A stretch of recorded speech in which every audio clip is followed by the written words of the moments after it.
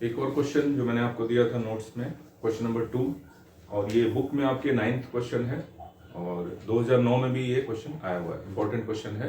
इसमें एक दो एडजस्टमेंट हैं, एक हिडन एडजस्टमेंट है जो इंपॉर्टेंट है। लाइक एक मदन लाल का इसमें केस है जिसने टेम्परेरी एडवांस पिछले महीने जिसको दिया गया था लेकिन ओपनिंग बैलेंस में बताया नहीं गया है। तो ओपनिंग बैलेंस जैसे मैं आपसे हमेशा कहता हूँ कि पेंसिल से लिख के आपको चलना है ओपनिंग बैलेंस, और वो एडजस्टमेंट दे रहा है टेम्परेरी एडवांस का एट अ पर्टिकुलर डेट, और ना तो ओपनिंग बैलेंस में उसका जिक्र है ना ओपनिंग बैलेंस से लेके आपने उस डेट तक उसको टेम्परेरी एडवांस की कोई एंट्री बनाई है। तो वो हिडन एंट्री इसमें इंक्लूड करनी है, आपको ओपनिंग बैलेंस में ऐड करनी है। कोई भी हिडन एंट्री मिलेगी हमेशा ओपनिंग बैलेंस में प्लस होगा, माइनस नहीं होगा, ठीक है जी। तो जितना ओपनिंग बैलेंस दिया है वो आप पेंसिल से लिख के स्टार्ट कर सकते हैं। उसके बाद जैसे कोई हिडन आइटम देता है उसको रब करके आप दोबारा से उसको चेंज कर सकते हैं। तो इसमें एक हिडन आइटम है आपका, ठीक है। लेकिन उसके लिए आपको पूरा क्वेश्चन में गो थ्रू होने की जरूरत नहीं पड़ेगी। ओपनिंग बैलेंस के लिए आपको सिर्फ जो दिया है उससे आप स्टार्ट कर सकते हैं, ठीक है जी। चलिए क्वेश्चन में पढ़ देता हूँ। Post the following transaction in the cash book of Shri Satish, division officer, building division, for June 2017, including classification, and close the cash book giving an analysis of the closing balance. Same pattern पे closing balance देना है, उसका details देनी है, certificate देना है, that's all, ठीक है जी। ये आपके एग्जाम में आया था 2009 में, उसमें फिगर्स कुछ चेंज थी, जैसे इसमें 250 दिया है उसमें 2250 था, इस तरह से अमाउंट थोड़ा सा चेंज किया गया था, राइट। सेम क्वेश्चन था, बिल्कुल सेम। चलो जी, तो यहां आ जाएगा आपका, ये बन रहा है आपका जून के लिए, इधर जून आ जाएगा 2017, और ये डिवीजन है आपकी बिल्डिंग डिवीजन।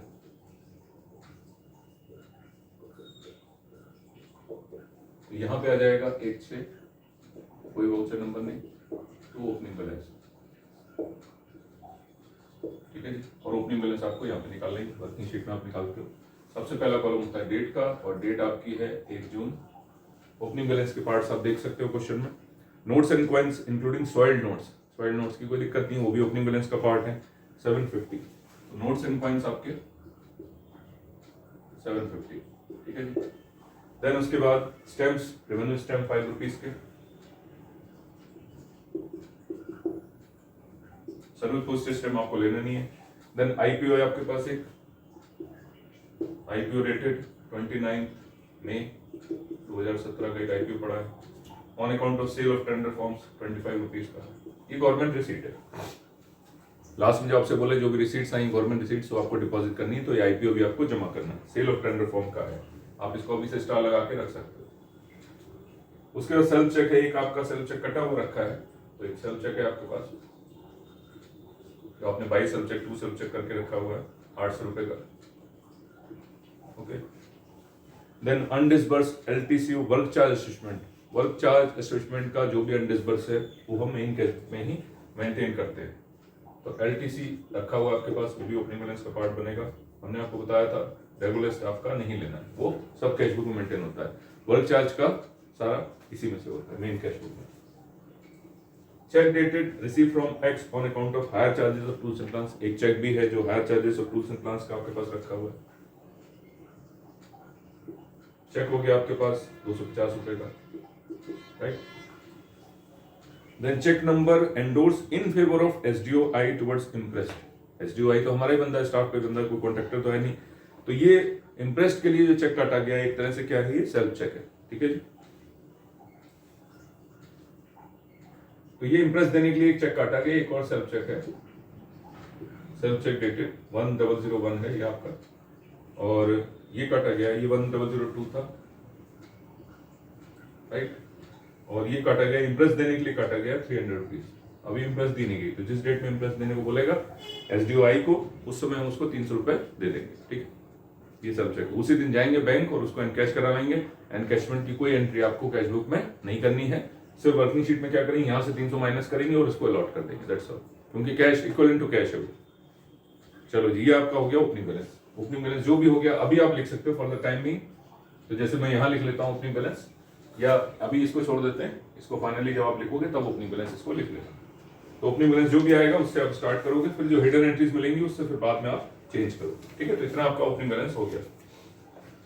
देन पहली एंट्रीज में आती है 3 जून की encash self cheque, self cheque encash कर लिया। चलो जी, सेल्फ चेक कौन सा एनकैश किया, ये वाला 800 वाला, 3/6 में आपने ये सेल्फ चेक उठाया 800 और डैश कर दिया, ये 800 लाके आपने यहाँ प्लस कर दिया, ये हो गया एनकैशमेंट। मेन कैश बुक में कोई एंट्री नहीं, राइट, ये आपकी एंट्री हो गई। Then remitted cheque of X into bank, जो एक्स से आपको चेक मिला था, चेक फ्रॉम एक्स, जो आपको एक चेक मिला था वो रेमिट कर दिया बैंक में, ठीक है जी। तो ये एंट्री हो गई आपकी, ये भी 3 चेक ही है, by remittance. Opening balance, closing balance, remittance, self cheque, remarks entry, इसमें कोई वाउचर नंबर की जरूरत ही नहीं, राइट। चलो जी, रेमिटेंस हमेशा 9 नंबर से, चेक हो, डीडी हो, कैश हो, कुछ भी हो, 250 रुपए का आपने रेमिट कर दिया, और रेमिट का हेड आपको पता है 8782 CR VWR फर्स्ट RIT/बैंक, ये आपको पहले से मालूम है। हैंडेड चेक डेटेड इतना टू SDO, हैंडेड चेक का मतलब ये नहीं है कि उसको चेक दे दिया, उसको पैसे दिए, ठीक है। और इसकी आपको क्या एंट्री करनी पड़ेगी, SDO को इंप्रेस देने के लिए पैसे दिए। तो ये चेक इसको उठा के दे दिया 300 रुपए का, इसका मतलब क्या है, आपने उसको इंप्रेस दे दिया एक तरह से, वो जाएगा बैंक से कैश करा लाएगा और ये आपकी इंप्रेस बन जाएगी, इंप्रेस्ड SDOI, ठीक है जी। ये 300 रुपए आपने उसको दिए, 3-6 में ही ये डैश हो गया, सब चेक खत्म हो गया, और ये 300 रुपए आपने उसको अलॉट कर दिए टुवर्ड्स इंप्रेस्ड, ठीक है जी। तो इंप्रेस्ड की एक रिमार्क्स एंट्री भी होती है, आपको पता है, तो यहाँ पे एक रिमार्क्स एंट्री आपको करनी है।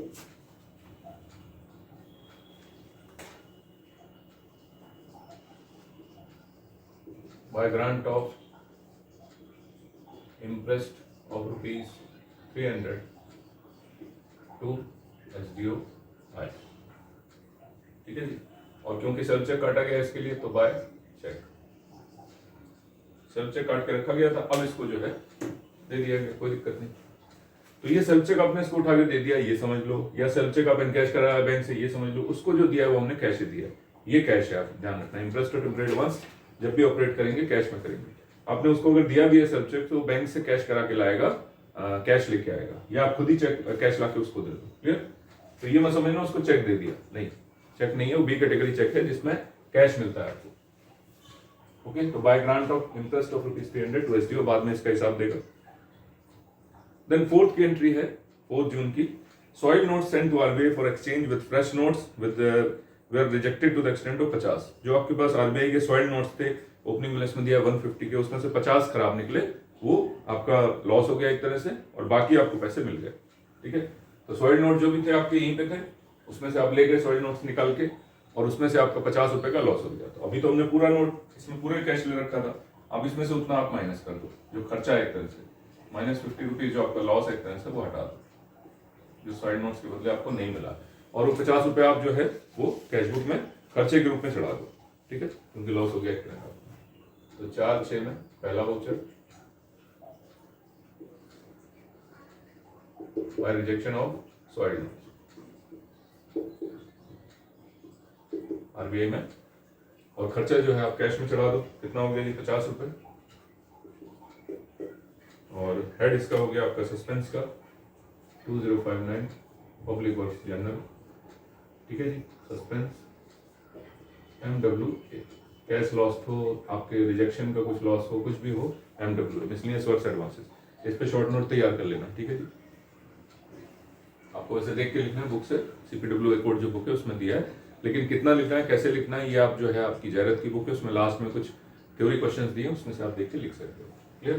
तो ये 50 रुपए खर्चा आपने यहाँ से माइनस कर दिया, क्योंकि इतना लॉस हो गया आपका, सारे नोट आप लेके गए थे, बाकी एक्सचेंज करके आपको पैसे मिल गए, लेकिन ये जो है 50 रुपए का लॉस हो गया, कोई बात नहीं।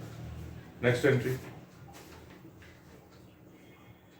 5/6 में entry, converted the 9th instalment of cash deposit recovered from a subordinate into interest bearing security. इसमें आपको कुछ नहीं करना है, कुछ आपके पास डिपॉजिट आया था, उसको आपने बैंक में किसी और फॉर्म में कन्वर्ट कर दिया, इंटरेस्ट बेरिंग सिक्योरिटीज में कन्वर्ट कर दिया, कोई बॉन्ड या शेयर्स वगैरह व्हाटएवर इट इज, तो उसमें आपको कुछ नहीं करना, कोई एंट्री उसकी होनी नहीं, कैश बुक से कोई पेमेंट नहीं होना, कोई रिसीट नहीं आनी, तो ये कैश बुक की एंट्री है ही नहीं। देन 6 तारीख में देखो, 6 तारीख में cheque dated 26/5 of X which was, जो आपने अभी जमा किया था 250 रुपए का, return by the bank dishonour, जो आपने चेक जमा कर दिया वो डिसऑनर हो गया, कोई दिक्कत नहीं। तो ये है 6 तारीख की एंट्री आपके पास, ओके जी। बाय चेक डिसऑनर, जमा किया था तो क्या किया था आपने, 9 में प्लस किया था, 9 में प्लस किया था, तो अब कहाँ से माइनस करेंगे? 9 से माइनस करेंगे, जहाँ से बैंक से आपसे माइनस हुआ था। ओके जी, और कहाँ एंट्री हो सकती है इसकी? और कहाँ एंट्री हो सकती है देख लो जी। चेक डिसऑनर की आपने 4 में लिया था, 4 में लेने के बाद यहाँ से तो माइनस कर दिया था। चेक फ्रॉम एक्स आपने रेमिट किया था ना, सॉरी यहाँ से माइनस होना था, -250 चेक ये बैंक में आपने रेमिट कर दिया, तो यहाँ से तो आपने माइनस कर दिया था। उसके बाद आपने 9 नंबर में प्लस किया था, 9 नंबर में आपने रेमिट कर दिया था बैंक में। ओके, यहाँ से चेक बॉक्स से निकाल के आपने 250 रुपए का चेक यहाँ पे रेमिट कर दिया था। ओके, तो अब ये जो चेक है ये आपका डिसऑनर हो गया। डिसऑनर हो गया तो क्या एंट्री करेंगे? यहाँ पे एंट्री करेंगे 9 नंबर में, यहाँ माइनस करेंगे, और क्योंकि वो 4 नंबर में भी था पहले, तो वहां से भी माइनस करेंगे। ठीक है, पहले हमने यहाँ प्लस किया और यहाँ पे प्लस कर दिया, ये भी प्लस की एंट्री है, एडजस्ट कर दिया। डिसऑनर हो गया, इसका मतलब यहाँ से माइनस करेंगे और यहाँ से भी माइनस करेंगे, दोनों जगह एंट्री होगी। तो by dishonour of cheque -250 cheque है तो 11 में एंट्री नहीं करेंगे, क्योंकि रेमिटेंस का मुद्दा है। 11 में तो हम वो चेक इशू करते हैं एंट्री जो हम इशू करते हैं, ये तो रेमिटेंस वाला है। हमारे पास चेक आया और हमने बैंक में डाला है, तो बैंक की एंट्री है रेमिटेंस की, तो अगर वो डिसऑनर होगा तो बैंक हमें वापस करेगा, तो हमारा बैंक बैलेंस कम हो जाएगा, तो -250। तो चेक डिसऑनर हुआ तो आपका बैंक बैलेंस, यही वाला बैलेंस कम हो गया, 8782 CR PWR 1 remittance into treasury oblique bank, bank balance आपका जो है कम हो जाएगा। इसकी करस्पॉन्डिंग एंट्री यहाँ भी करेंगे, क्योंकि यहाँ भी आपने 4 में उसको प्लस किया था, तो 2 डिसऑनर ऑफ चेक, ये चेक डिसऑनर,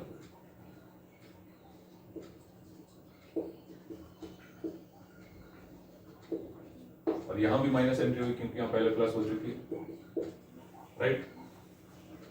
किस चीज का पैसा था वो एंट्री आपको डालनी पड़ेगी, जिस चीज का पैसा था। तो मशीनरी इक्विपमेंट का ओपनिंग बैलेंस दिया है, चेक किस चीज का था? मशीनरी इक्विपमेंट का था, तो 0059। ओके जी, public work general machinery and equipment, इसका पैसा था। तो यहाँ पे ये हेड लिखेंगे, जिसका पैसा था वहां से माइनस कर देंगे, क्योंकि एंट्री उसकी जो बुकिंग है वहां से ये एंट्री जो हो रही है, ये क्या हो रही है? जो आपने पहले क्रिएट किया था माइनस क्रिएट हो रही है, और यहाँ पे रेमिटेंस की एंट्री रिवर्स हो रही है, राइट। क्लियर है? चलो इसके बाद नेक्स्ट एंट्री आपकी, receive by cheque sale proceeds of article issued from stock, the amount include 10% supervision charges and 2% storage charges. ये इंटरेस्टिंग इसमें पॉइंट है जो इसी क्वेश्चन में है और कहीं आपको नहीं मिलेगा। The cheque was remitted to bank for collection, 5610 रुपए का आपको एक चेक मिला है, उसकी एंट्री आपको रिसीट साइड में करनी है। बस उसमें बाइफरकेशन दिखाना है कि उसमें स्टॉक कितना है, स्टोरेज चार्जेस कितने हैं और सुपरविजन चार्जेस कितने हैं, क्योंकि सब इंक्लूडेड है इसके अंदर, तो वो आपको बाइफरकेट करके दिखाना है, बस इतनी सी बात है। मैं ये हटा देता हूँ, फिर आपको समझाते हैं कैसे है ये।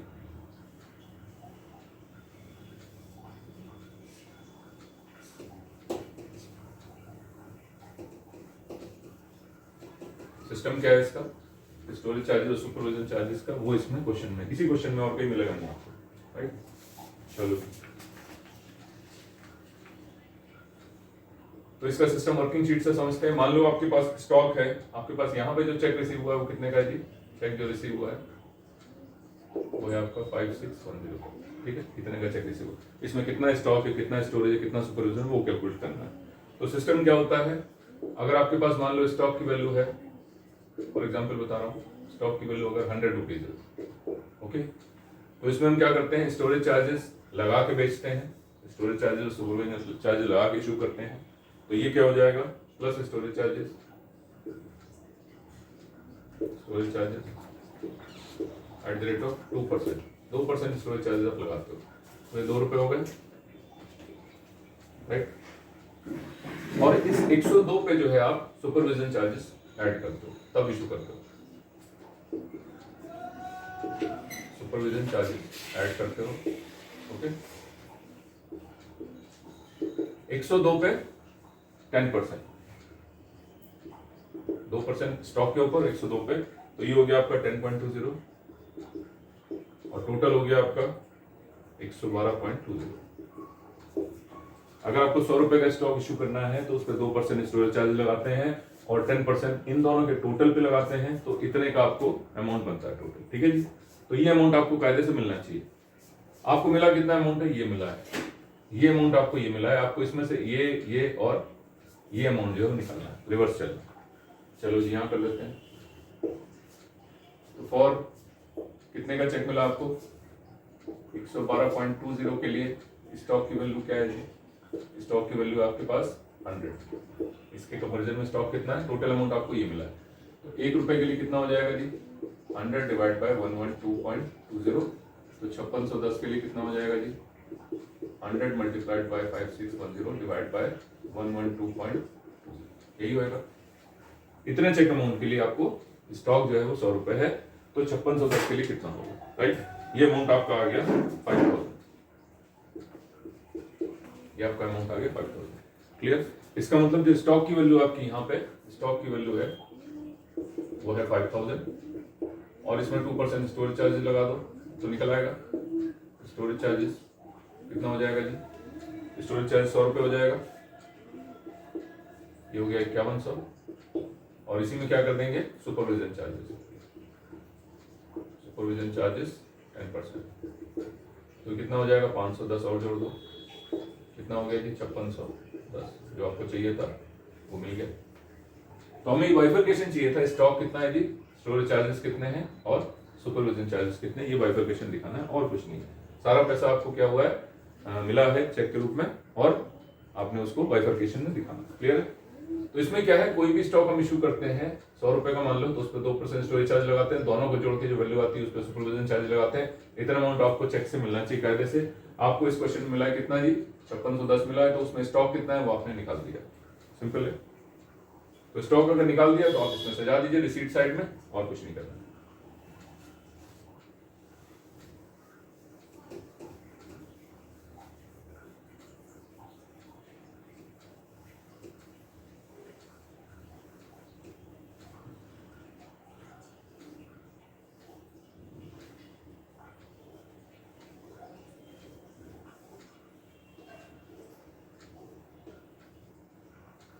चलो ये डेट हो गई आपकी 10/6,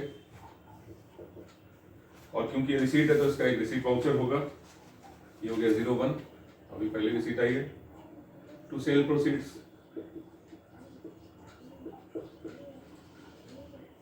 ऑफ आर्टिकल्स, ओके जी, फ्रॉम स्टॉक, कुछ बेचा आपने स्टॉक, उसका आपको बाइफरकेशन दिखाना है, ठीक है जी। स्टॉक क्या है, फर्स्ट क्या है, आपने स्टॉक बेचा है,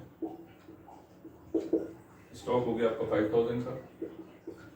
स्टॉक का आपको पता है सस्पेंस स्टॉक में बुक करते हैं हम 2059 में, तो ये रिसीट हेड ना होके ये एक्सपेंडिचर हेड होता है 2059, public works general suspense stock. ये आपको मंथली अकाउंट में बता देंगे। स्टॉक की ट्रीटमेंट डेबिट हेड में ही होती है, तो रिसीट हेड नहीं है इसका। सेकेंड है आपका स्टोरेज चार्जेस जो आपने निकाला था, स्टोरेज चार्जेस आपका था 100 रुपीज, 0059 पब्लिक वर्क्स जनरल, ठीक है जी, अदर रिसीट्स। थर्ड आपका क्या है, सुपरविजन चार्जेस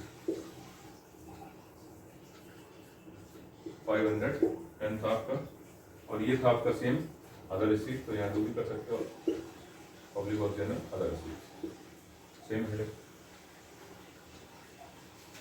तो ये चेक तो आपके पास आ गया, तो ये चेक हमें कायदे से क्या करना चाहिए, यहाँ पे रख लेना चाहिए चेक, एक रिसीव जो चेक वो आपको यहाँ रख लेना चाहिए। लेकिन क्वेश्चन में क्या बोला, the cheque was remitted to bank for collection, जो चेक था वो यहाँ नहीं रखा गया, जो पैसा तो आया आपके पास, रिसीट में चढ़ा दिया आपने, कायदे से ये चेक यहाँ जाना चाहिए था, लेकिन वो बोला सेम डे हमने रेमिट कर दिया, रेमिट कर दिया तो सेम डे बैंक में डाल दो बाय रेमिटेंस। रेमिटेंस 9 नंबर से 5610 8782 CR PWR1 remittance into treasury oblique bank, ठीक है जी। चेक रेमिटेंस कई बार लोग यहाँ पे कर देते हैं, गलत करते हैं। रेमिटेंस चेक हो, डीडी हो, कैश हो, सब आपको 9 नंबर में करना है, ध्यान रखना, ठीक है जी। अच्छा, उसके बाद और क्या है जी, hire charges of road roller recovered in cash from Krishna and company 11/6 को, तो ये हो गया आपका second. 2 hire charges of road roller,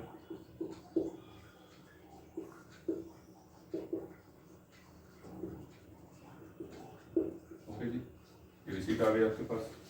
ये रिसीट कितनी है इसमें वोचर नंबर दे दो, वोचर नंबर 2 हो गया आपका, और ये हो गया 1718।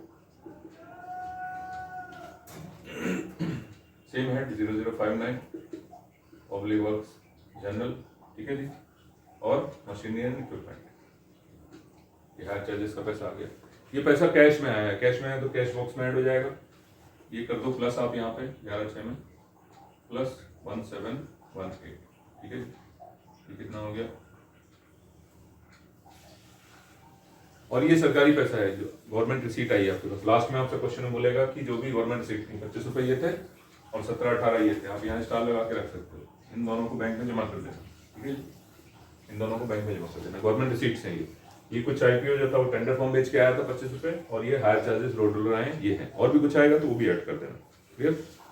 चलो जी, इसके बाद परचेज रेवेन्यू स्टैम्प 12/6 में। रेवेन्यू स्टैम्प में कुछ नहीं करना है, 12 रुपए में परचेज किया आपने 10 रुपए के, तो 12/6 में यहाँ दिखा दो, माइनस 10 रुपए खर्च किया आपने, ये हो गया 3208, और यहाँ पे प्लस कर दिए 10 रुपए, ये हो गया आपके 15 रुपए के रेवेन्यू स्टैम्प। रेवेन्यू स्टैम्प जब बेचोगे तो पैसे वापस आ जाएंगे, जो एक्विटेंस रोल पे लगा के आप स्टाफ से ले लोगे तो रेवेन्यू स्टैम्प कम हो जाएंगे, कैश बढ़ जाएगा। कुछ नहीं, इसकी कोई एंट्री मेन कैश बुक में नहीं होनी, राइट। चलो ओके।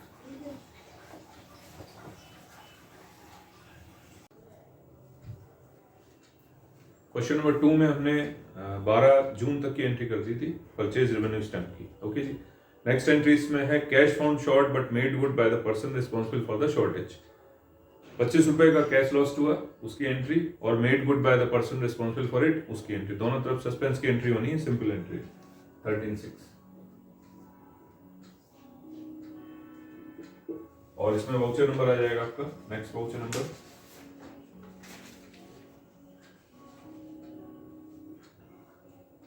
आ जाएगा 02, 01 चल रहा था 02,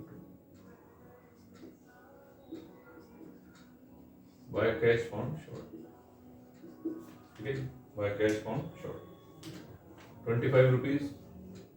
एक तरह से सस्पेंस में आप इसको बुक करोगे खर्चे के रूप में। सस्पेंस वही MWA वाला जो PWD का है, 2059 पब्लिक वर्क्स जनरल सस्पेंस और MWA miscellaneous work advances, clear. But on the same date ये कहा गया कि that has been made good by the cashier, तो सेम एंट्री यहां कर देंगे तो ये नलिफाई हो जाएगा, ठीक है। अच्छा, मैंने इसका ओपनिंग बैलेंस अभी नहीं बताया था आपको। ये जो फर्स्ट डेट को एंट्री मिली ये ओपनिंग बैलेंस था 3330, ठीक है, अभी तक का ओपनिंग बैलेंस। और इसमें कोई हिडन एंट्री वगैरह आएगी तो देखेंगे, अभी आप इतना लिख के चल सकते हो पेंसिल से, 3330 ओपनिंग बैलेंस जो स्टार्टिंग का था। अच्छा, 25 रुपए का लॉस हुआ है तो लॉस अभी देखते हैं। सेम डे में क्या हुआ, made good by the cashier भी हो गया, तो 13/6 में यहां भी रिसीट वाउचर आएगा आपका, यहां रिसीट वाउचर हो गया 03,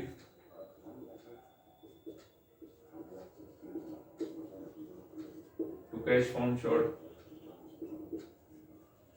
made good by cashier, 25 rupees जो लॉस्ट का था वो मेड गुड हो गया, ठीक है, सेम एंट्री। तो ये जो सस्पेंस आपने पहले क्या कर रखा था, यहाँ पे डेबिट कर रखा था, इसको हम यहाँ माइनस डेबिट कर देंगे, सेम है 2059, ये कोई अलग से पैसा नहीं आया, उसकी सस्पेंस आपका जो है वो क्लियर हो गया। पब्लिक वर्क जनरल सस्पेंस और MW, ये डेबिट एंट्री थी, ये माइनस डेबिट हो गई एक तरह से, ठीक है। चलो इसी हेड की नेक्स्ट एंट्री क्या है जी, 15 जून की एंट्री। इसमें account of temporary advance paid on 17 मई, हम बना रहे जून का, 17 मई को कोई आपने टेम्परेरी एडवांस पे किया था, जो हमें ओपनिंग बैलेंस में टेम्परेरी एडवांस कोई नहीं बताया गया, ठीक है जी।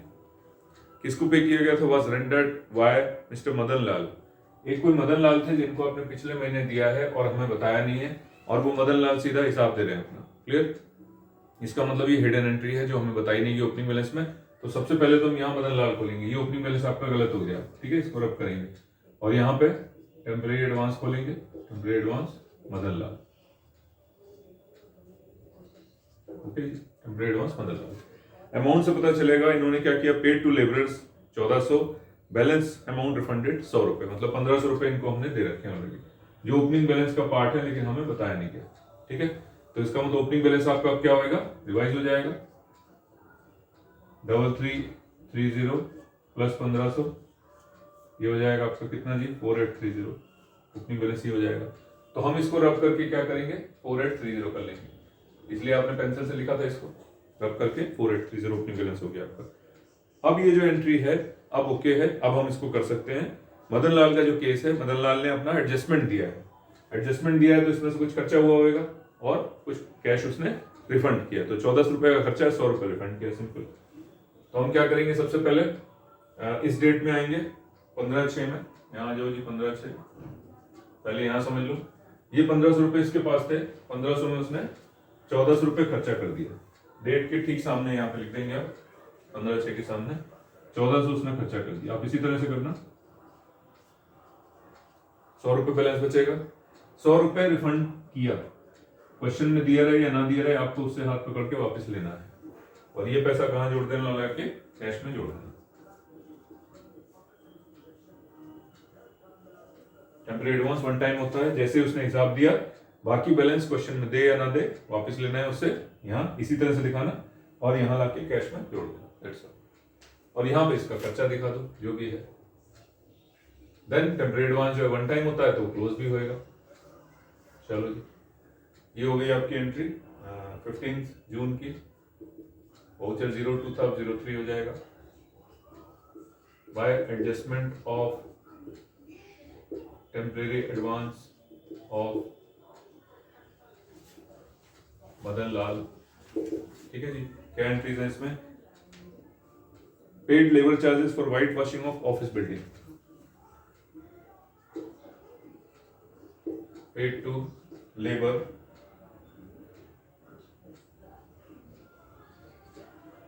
for white washing the office building, बस कैश पेमेंट है, कैश पेमेंट आप क्या करोगे, 1400 यहाँ दिखा दोगे और इसका हेड लिख दो, व्हाइट वॉशिंग ऑफिस बिल्डिंग का हेड आपका, ठीक है जी। 2059,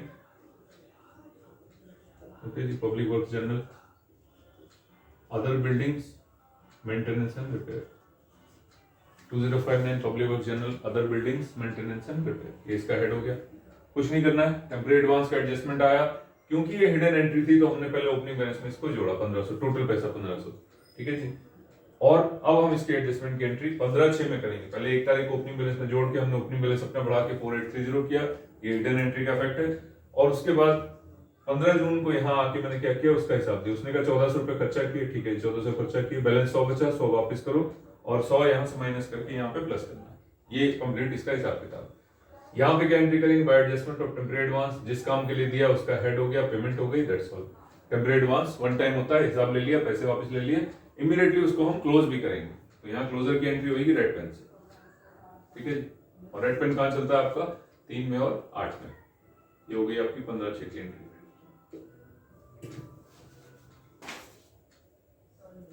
to closure of temporary advance of Madan लाल,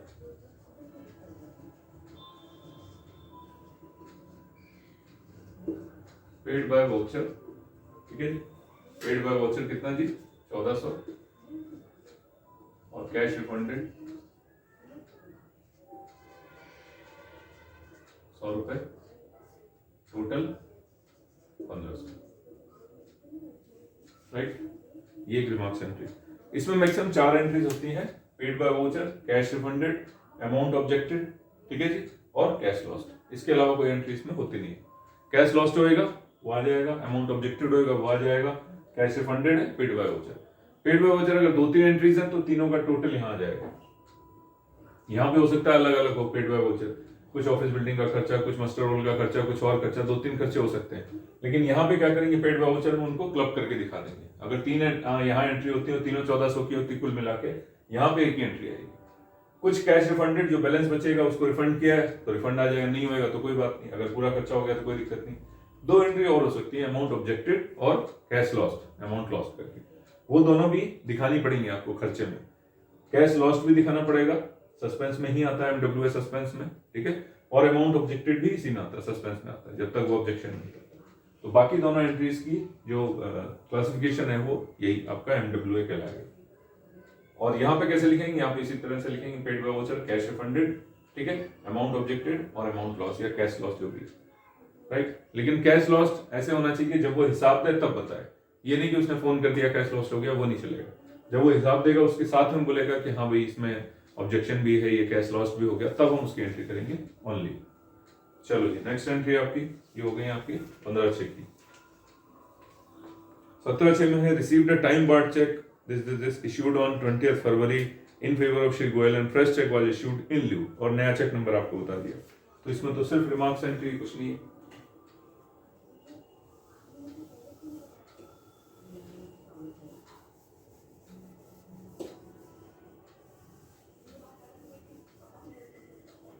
इसमें कोई भी डाउट है आप कमेंट्स में पूछना या फिर व्हाट्सएप कर देना। इसमें सिर्फ remarks entry, remarks entry column number 8 में। चलो ये क्या डेट होगी, 17 जून,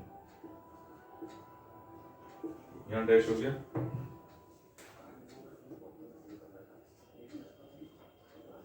bye issue of fresh cheque, नए चेक का नंबर भी दे दो, by issue of fresh cheque number 1003, या चेक नंबर यहां भी दे सकते हैं, यहां भी लिख सकते हो, डबल लिख सकते हो, ₹4 2250, ओके जी, इन ल्यू ऑफ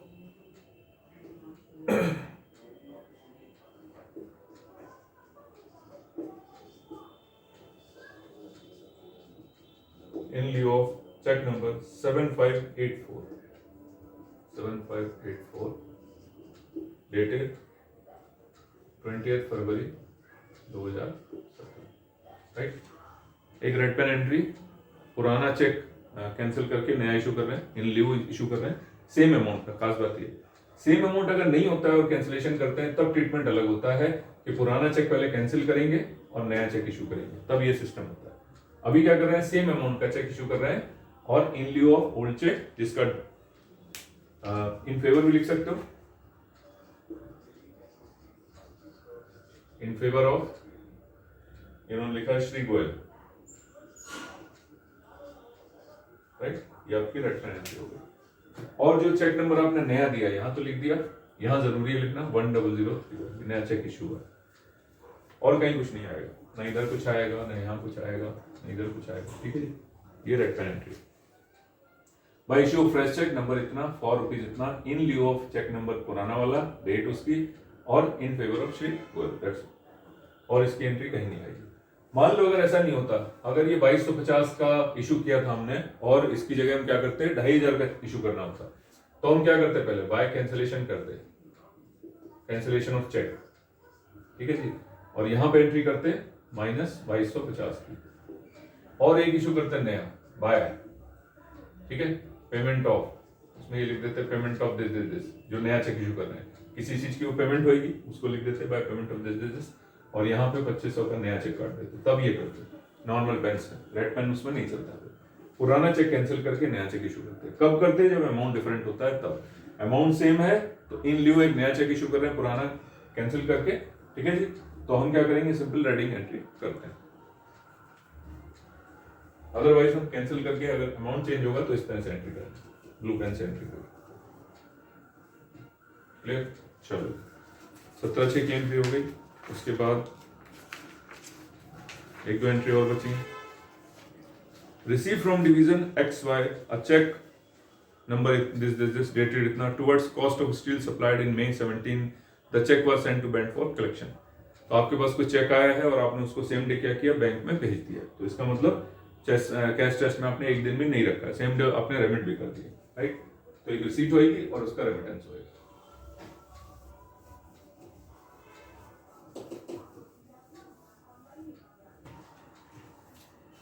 ये हो गई 18 जून की एंट्री, और यहाँ रिसीट वाउचर आ जाएगा जो आपका था। नेक्स्ट रिसीट वाउचर हो गया आपका 4, right, to cheque from XY division, okay जी, फॉर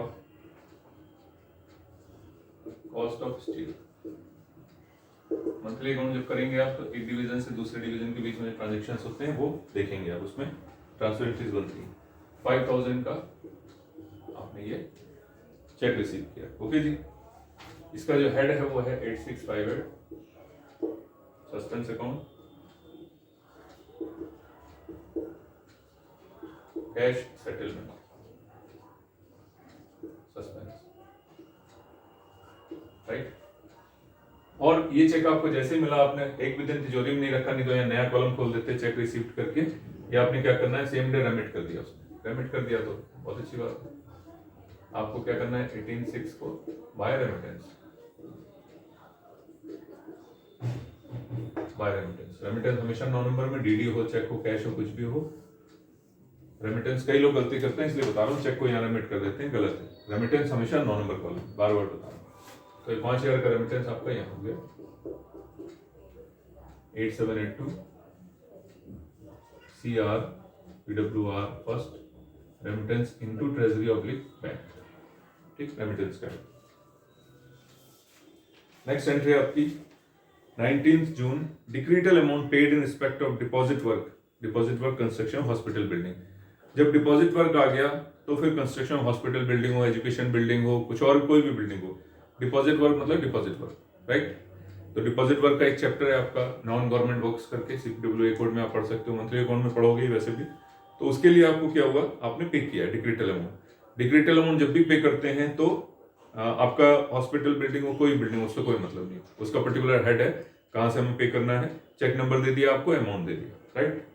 चलो 19/6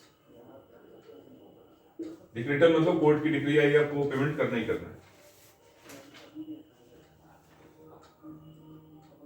ये हो गया वाउचर आपका, 3 चल रहा था 4, एक तरह से चार्ज एक्सपेंडिचर आपका ये by payment of decretal amount, right. और ये चेक काटा है, इसके लिए आपने चेक काटा है, चेक का नंबर दिया है 1004 और अमाउंट है 23232, ठीक है जी। ये सस्पेंस से दिया जाता है, और सस्पेंस आपके पास PWD का 2059 MWA 2059 public works general suspense, ठीक है जी, MWA। लेकिन ये MWA में वोटेड एक्सपेंडिचर नहीं है, ये क्या है, चार्ज एक्सपेंडिचर है, तो डैश चार्ज। हमारे यहाँ भी वोटेड चार्ज 2 होते हैं, जो भी डिक्रीटल अमाउंट है वो चार्ज में ही बुक होता है, वोटेड में नहीं होता।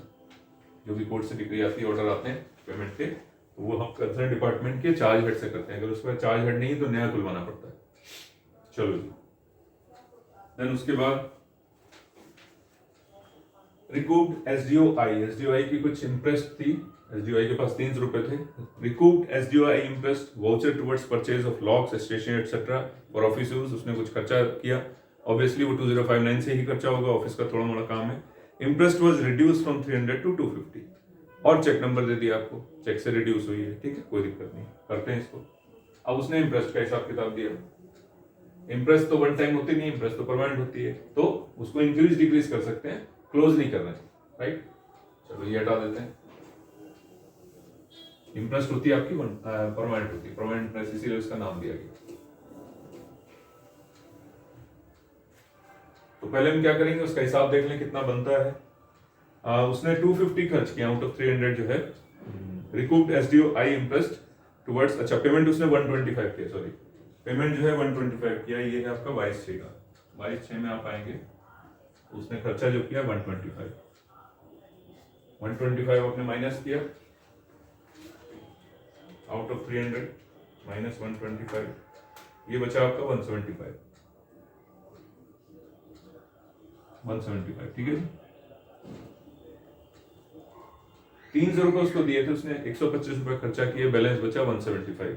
अब इसमें आदेश हुआ कि उसकी जो इंटरेस्ट है उसको रिड्यूस कर दो, 300 पूरा नहीं रखना। अगर 300 करनी होती तो हम क्या करते, 175 और दे देते। ये बोला गया नहीं जी, इसकी इंटरेस्ट तो 250 कर दो, इसकी इंटरेस्ट 250 से ज्यादा नहीं होनी चाहिए, राइट। 250 ज्यादा नहीं होनी चाहिए, तो इसका मतलब कितना पैसा और देते हैं, जो डिफरेंस है वो और देते हैं, सिर्फ 75 रुपीज आप इसको दोगे, पूरा नहीं देना। इंटरेस्ट अगर रिड्यूस हो रही है तो आपने 125 रुपए खर्चा किया, 175 बचा, ठीक है, अब डिक्रीज कर दी गई 250 पे, तो इसका मतलब इन दोनों का डिफरेंस कितना और देना है, 75 रुपए देना है। अगर मान लो इंक्रीज करी जाती, 300 थी, उसने 175 खर्चा, सॉरी 125 खर्चा किया, 175 बचे, अब हम कहते हैं इसको 500 कर दो, तो दिस माइनस 500 जो अमाउंट होता है वो देते हैं। ठीक है, तो इंक्रीज हो सकती है, डिक्रीज हो सकती है, या नहीं भी हो सकती, दोनों में से कुछ नहीं होगा तो पूरा अमाउंट दे देंगे। फिर अगर ना तो इंक्रीज है ना डिक्रीज है, तो हम क्या करेंगे, जितना खर्चा हुआ 175 और दे देंगे, बात खत्म। पैसे कहां से देंगे, पैसे यहाँ से कैश से दिए जाते हैं, यहां से माइनस करके इसको प्लस कर दिया जाता है। लेकिन इसमें कह रहा नहीं, चेक नंबर दिया हुआ है, इंटरेस्ट जो रिकूप हुई है बाय चेक हुई है। चेक का मतलब इतने अमाउंट का आप सेल्फ चेक काटोगे और उसको पेमेंट कर दोगे। ये जो प्लस हुआ है ये सेल्फ चेक से होगा, राइट। तो हम अभी नहीं लिखते इसको 75, अभी हम इसको पहले सेल्फ चेक काटते हैं, तब समझ में आएगा आपको। तो पहले हम सबसे पहले इसका हिसाब लगा लिया हमने, खर्चा दिखाएंगे यहाँ पे, और उसके बाद जो है इंक्रीज डिक्रीज की राइट पैन एंट्री भी करेंगे और एक सेल्फ चेक काटेंगे। चलो जी, तो ये वाउचर है आपका।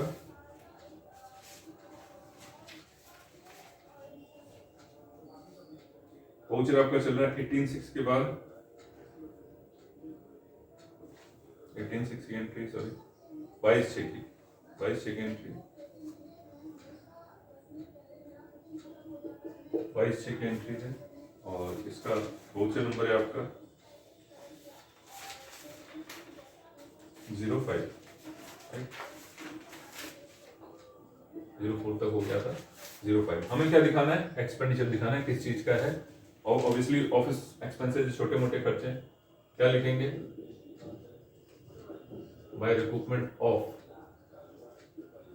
इंटरेस्ट ऑफ SDOI, ठीक है, SDOI। और क्या खर्चा है जी, purchase of locks,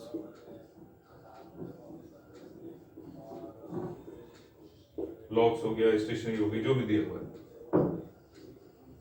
stationery etcetera. पैसे कैश में खर्चा हुआ है, इंटरेस्ट और टेम्परेरी एडवांस हमेशा कैश में खर्चा होता है, 125। ओके, नॉर्मल खर्चा ऑफिस का 2059, पब्लिक वर्क्स जनरल, ठीक है जी, डायरेक्शन एंड एडमिनिस्ट्रेशन और ऑफिस एक्सपेंसेस, ये खर्चा हो गया। ओके, ये खर्चा आपने बुक कर दिया और इसकी एंट्री कर दी, खर्चा बुक कर दिया। बैलेंस कितना बचा है, 175 बचा है। रिड्यूस करने के लिए बोला गया 250, तो अब इसको कितने पैसे देने, 75 देने। 75 कायदे से तो अगर कुछ नहीं दिया तो यहां से माइनस करके देने चाहिए, लेकिन उसने कहा नहीं, चेक नंबर एक ब्रैकेट में दे दिया, चेक इशू करना है। चेक इशू करना है तो सेल्फ चेक काटना है, दैट्स ऑल। तो हम यहाँ क्या करेंगे, सेम डे में by self cheque, by self cheque. और सेल्फ चेक का नंबर क्या हो जाएगा जी, 1005, 4 तक आ गया आपका, और ये डैश हो गया, ये क्या आ गया, सॉरी 75 रुपीज का चेक काटना है। सेल्फ चेक का आपको पता है 8782 CR PWR second, cash from treasury oblique bank, दोनों जगह एंट्री होती है। तो ये हो गया आपका 22/6 में टू सेल्फ चेक, ठीक है जी, टू सेल्फ चेक 75 रुपीज का, 8782 CR PWR second, cash from treasury oblique bank, clear. तो ये 75 रुपीज हम चेक काट के दे रहे हैं उसको, ये समझ लो। और उसकी कितनी हो गई अब इंप्रेस, 250 हो गई। 250 कैसे आया फिर बता देता हूँ। 300 रुपए इंप्रेस दी थी, 125 का खर्चा दिखाया, खर्चा हमने बुक कर दिया। उन्होंने कहा 125 दिखाना, अगर बैलेंस कितना बचा 175। उसने कहा नहीं, अब 300 ना देके अब इसकी रिड्यूस करेंगे इंप्रेस 250 पे। तो 175 अगर बैलेंस बचा है, 250 करने के लिए कितना देना पड़ेगा, 75। वो 75 कायदे से यहाँ से देना चाहिए कैश में, अगर कुछ नहीं दिया तो यहाँ से माइनस करके इधर प्लस करना चाहिए। उसने कहा नहीं, इसका एक चेक काट दो, चेक नंबर दे दिया, चेक नंबर दे दिया तो हमने चेक काट दिया। वो चेक सेल्फ चेक होगा, सेल्फ चेक होगा, हम क्या करेंगे, चेक काटेंगे और पैसा लाएंगे और उसको दे देंगे, क्लियर, ये सिस्टम। अच्छा, इसमें हमने क्योंकि इंटरेस्ट को रिड्यूस भी किया है, रिड्यूस किया है तो हम लेफ्ट साइड में एंट्री रिसीट साइड में करते हैं। रिड्यूस का मतलब उससे पैसे कुछ लिए हैं, ये मतलब हुआ। अगर हम एनहांस कर देंगे, बढ़ाएंगे, 300 से 500 कर देंगे तो राइट साइड में एंट्री होती है, बस और कुछ नहीं। लैंग्वेज लगभग सेम ही लिखी जाती है, और ये एक रिमार्क एंट्री होती है जब भी हम इंटरेस्ट को रिड्यूस या एनहांस करते हैं। तो ये राइट हैंड एंट्री हो जाएगी, टू इंटरेस्ट ऑफ SDOI, ठीक है जी, enhanced from rupees, sorry reduced from ₹300 to ₹250। बस ये रिमार्क्स एंट्री डाल के छोड़ देंगे, ठीक है जी। तो इसमें पहले खर्चा दिखाया आपने, उसके बाद फिर जो है एक सेल्फ चेक काटा आपने, फिर वो पैसे ला के इसको यहाँ पे लॉट किया आपने, और एक रिड्यूस की एंट्री राइट साइड में कर दी। एनहांस की एंट्री होती तो यहाँ होती, by imprest of SDOI enhance from 300 to 500 या जो भी अमाउंट होता वो लिखती। फिर चलो जी, अब क्या है 27 में एक और एंट्री है, second arrival of Sunil and company for additional rotation of stores go down, right. Value work done बहुत कम दिखा है, 17,500 है, तो हमने जनरली आपको जो लिस्ट दी है उसमें बताया है, और वैसे भी 1 लाख से कम का खर्चा होता है तो that will be treated as revenue expenditure, ठीक है। अगर कंस्ट्रक्शन वर्क या एडिशनल रोटेशन वर्क एक ही बात है, वो अगर 1 लाख से कम है तो उसको हम रेवेन्यू में ट्रीट करते हैं, बस इतनी बात है। Second arrival of Sunil and company, चलो जी इसको हटा देता हूँ।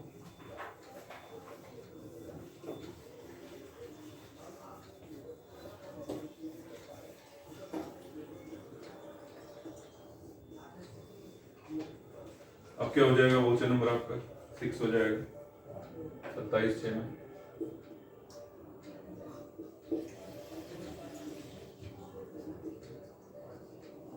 Bye payment of second arrival of Sunil and company, ठीक है जी, फॉर वर्क का नाम addition and alteration of additional rotation of stores go down,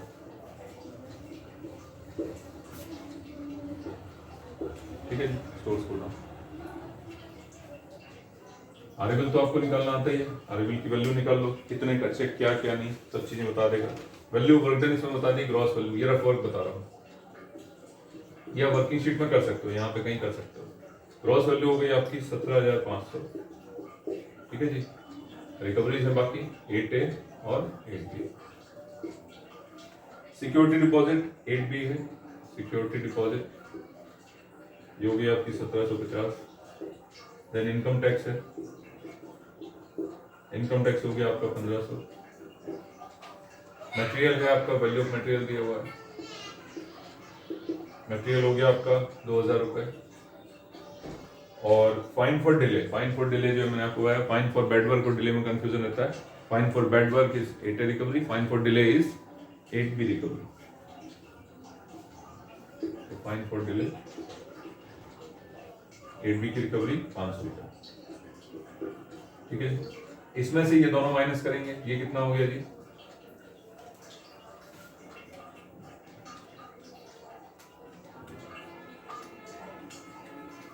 ये हो गया आपका 3750। तो चेक अमाउंट आ जाएगा, दोनों माइनस करने के बाद चेक अमाउंट हो जाएगा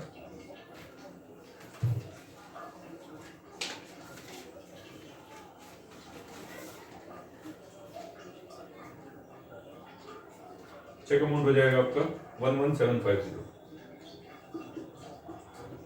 11750। तो 9 नंबर में हम क्या करते हैं, इसका टोटल लिखते हैं, दैट इज 3750। यहाँ पे चेक नंबर लिखेंगे, चेक नंबर है आपका 1006, ये भी दिया हुआ है, और अमाउंट हो जाएगा 11750, ठीक है जी, कोई दिक्कत नहीं। ग्रॉस अमाउंट में से 8A की रिकवरी 8B की रिकवरी दोनों माइनस कर दी, आपका चेक अमाउंट आ गया। चेक अमाउंट 11 नंबर में, 10 नंबर में चेक नंबर, और 9 नंबर में ये टोटल इसका बाइफरकेशन अभी देना है इधर। देन क्या लिख दूं इसमें, 2059, ठीक है जी। Public work general, public work general, other building, ठीक है जी, कंस्ट्रक्शन। चलो जी, इसका बाइफरकेशन यहाँ दिखा देते हैं। ये हो जाएगा आपका वोचर नंबर 5 हो जाएगा इधर 27/6 में।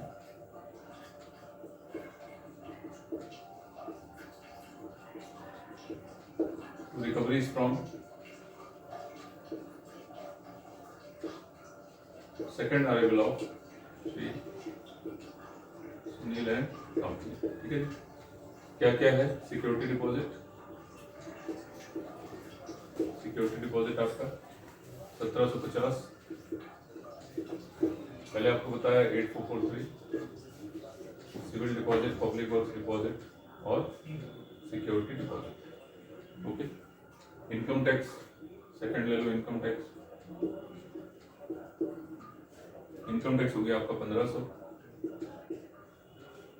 इनकम टैक्स हो गया 0021, taxes on income,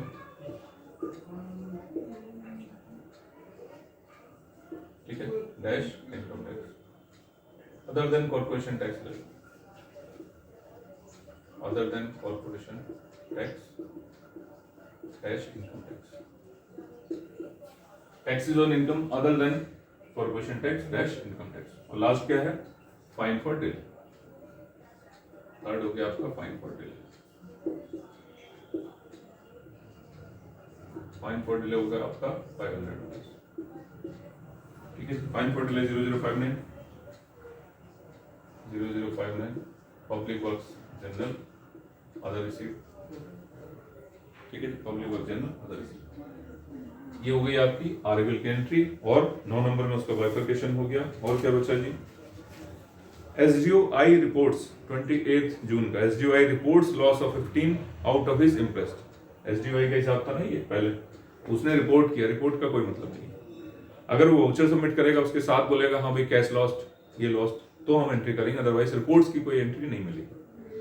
remitted to bank the balance of departmental receipts lying with him, departmental receipts कौन कौन सी थी वो खाली रेमिट करना है आपको, बाकी छोड़ देना है, हटा दो।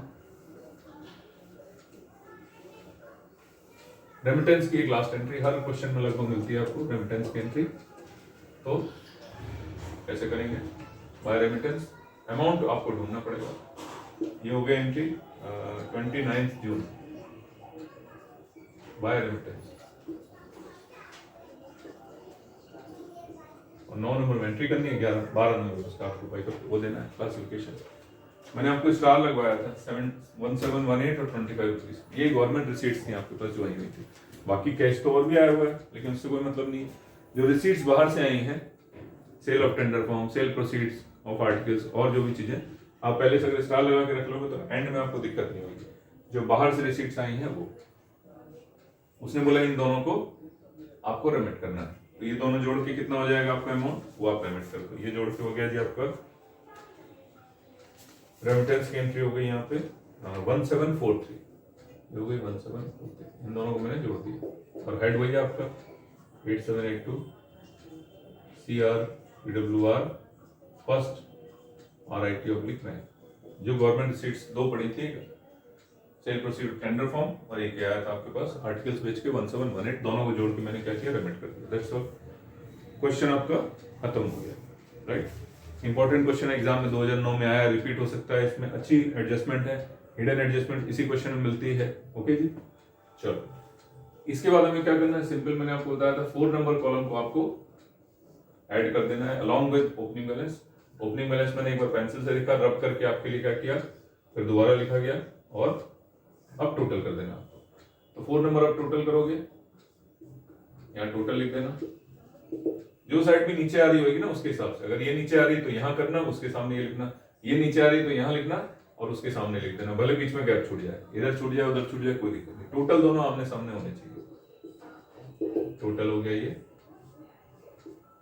और इसका भी टोटल करेंगे, सिर्फ टोटल करेंगे, पहले 4 का टोटल कर लेंगे, 4 का टोटल आपके पास आ रहा है जी 20758, ओके, इसी टोटल को हम यहाँ लिख देंगे 20758, क्योंकि डेबिट बैलेंस होता है, उसमें से 9 नंबर की सारी एंट्रीज को हम माइनस कर देंगे, क्लोजिंग बैलेंस आ जाएगा राइट साइड में, क्लोजिंग बैलेंस है जी 3055, ये आ जाएगी 30 जून की entry by closing balance, last date डालना है आपको इसमें, बाय क्लोजिंग बैलेंस 3055, इसका टोटल भी लगभग इतना ही होना चाहिए, देखते हैं है कि नहीं, इनका सबका टोटल आप करोगे पता चल जाएगा आपको कितना है जी, ये आपका है 3308, ये 15 रुपीज है, ये आपके माइनस हो गए, आपने सॉरी रेमिट किया ना रेमिटेंस के लिए, एक एंट्री और होगी इसमें, रेमिटेंस जो कि आपने 25 रुपीज यहाँ से निकाल के रेमिट कर दी, ये खत्म, किस डेट में किए 29/6 में आ जाओ जी, यहाँ से आपने क्या किया 1718 निकाला और रेमिट कर दिया, यहाँ से कितना निकाला, 25 रुपीज निकाला, जिस डेट में निकाला उसी डेट के आगे खत्म कर दो। तो ये माइनस कर दो आप, 3308, ये पैसा कम हो गया, 08 माइनस 1718, तो ये पैसा बचा आपके पास 1590। ओके जी, एक ये बैलेंस बच रहा है, एक बैलेंस ये बच रहा है 15 रुपए का, यहाँ कुछ नहीं बचा, यहाँ पे भी क्या बचा, कुछ नहीं बचा जी। एलटीसी का आपका कुछ नहीं बताया तो 1200 रुपये अभी पड़ा हुआ है आपका, यहाँ भी डैश है, यहाँ भी डैश है, ये 250 है और ये भी डैश है। क्लियर? इन सबको आप जोड़ लो, कितना आ रहा है, 1590 प्लस 15 रुपीज प्लस 1200 प्लस 250, ये हो गया आपका 3055। ठीक है, इनका सबका टोटल भी सेम आ रहा है 3055। तो ये क्लोजिंग बैलेंस आपका कितना है जी, 3055। इन सब का टोटल 4 - 9 के बराबर होना चाहिए, दैट्स ऑल। और यही आपके क्या है, क्लोजिंग बैलेंस के डिटेल्स हैं, वो हम यहाँ लिख देंगे।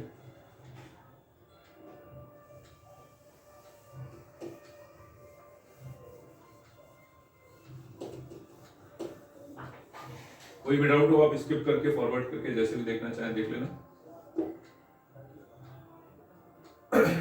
डिटेल्स ऑफ क्लोजिंग बैलेंस,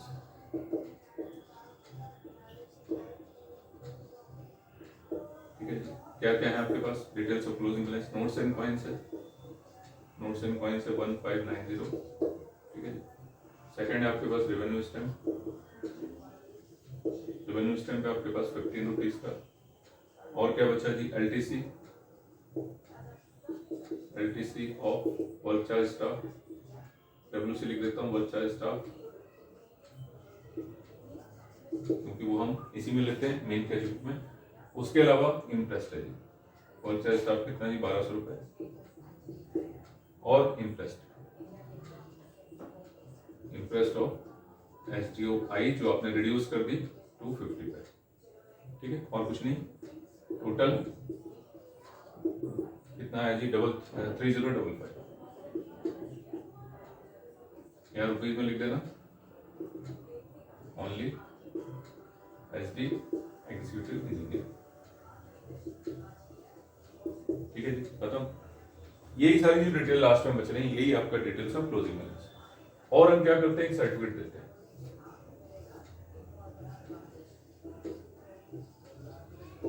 ठीक है, एक सर्टिफिकेट देते हैं।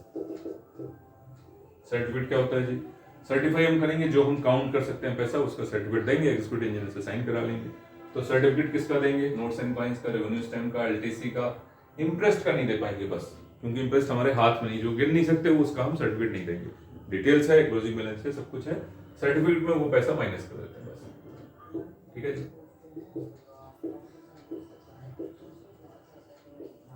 This is to certify that the cash 11 तक ले सकते हो, has been counted along with sub cash chest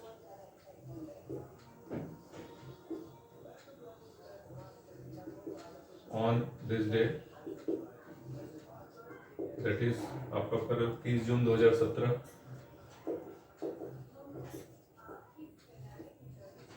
and pound rupees minus कर दो जी इसमें से, 3055 में से माइनस कर दो आप 250, 2805 rupees only, which is correct.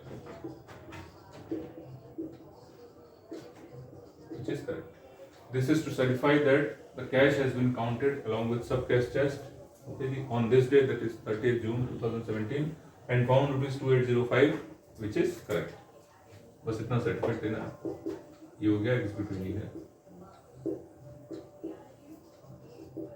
ये क्वेश्चन आपका यहाँ पे कंप्लीट हो जाएगा। इंपॉर्टेंट क्वेश्चन एग्जाम में आया हुआ है, 2009 में रिपीट हो सकता है।